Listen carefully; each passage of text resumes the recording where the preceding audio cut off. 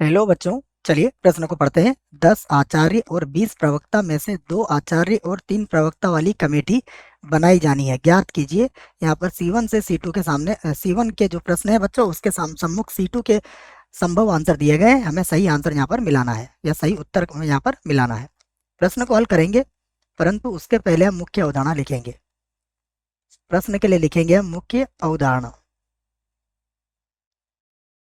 मुख्य अवधारणा में आप क्या याद रखेंगे कि यदि हमें n वस्तुएं दी जाती है, n वस्तुओं में से r वस्तुओं के चयन करने के संचयों की संख्या ये होती है NCR। तो n वस्तुएं होगी, n विभिन्न वस्तुओं में से r विभिन्न वस्तुओं को लेकर जब हम संचय बनाते हैं तो वो NCR के द्वारा व्यक्त किया जाता है।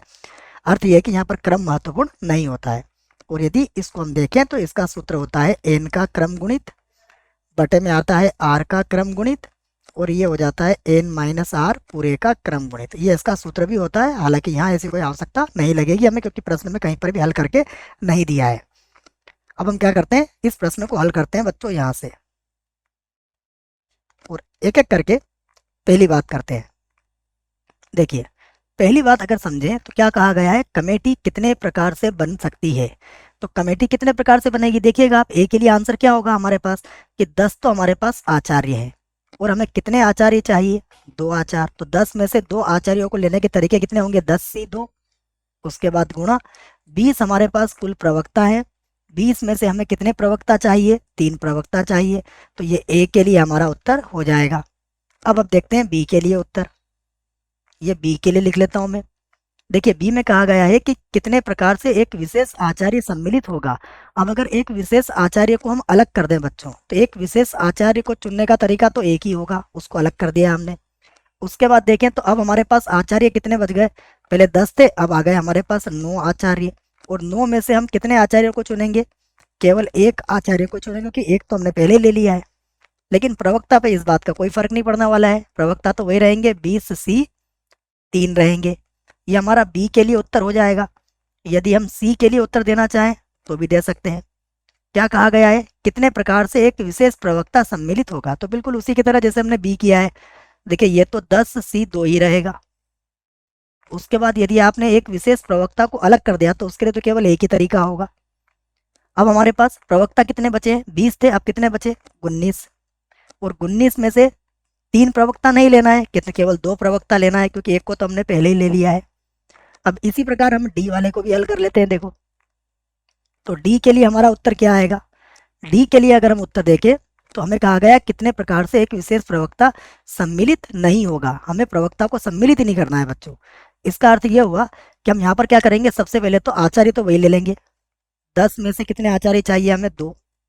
उसके बाद ये कहा गया है कि एक विशेष प्रवक्ता को सम्मिलित नहीं करना है, अर्थात 20 प्रवक्ता में से एक प्रवक्ता को तो हमने अलग ही कर दिया। अब कितने बचे, 19 प्रवक्ता, और उसमें से हमें कितने लेना है, 3 लेना है। तो ये हमें मिल चुका है। अब देखिए, ये जो आया हम बच्चों ए के लिए, हमारा उत्तर क्या आया देख लेते हैं यहाँ से।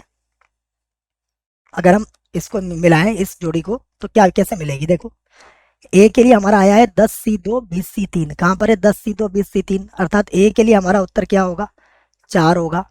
बी के लिए हमारा क्या आया, 9C1 और 20C3।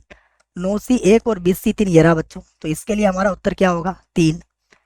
और सी के लिए हमारा उत्तर क्या आया, 10C2 19C2। 10C2 19C2 कहाँ मिलेगा आपको, ये रहा दूसरा, 10C2 19C2। और फिर आया 10C2 19C3। तो इसके लिए हमारा विकल्प क्या है, ए है।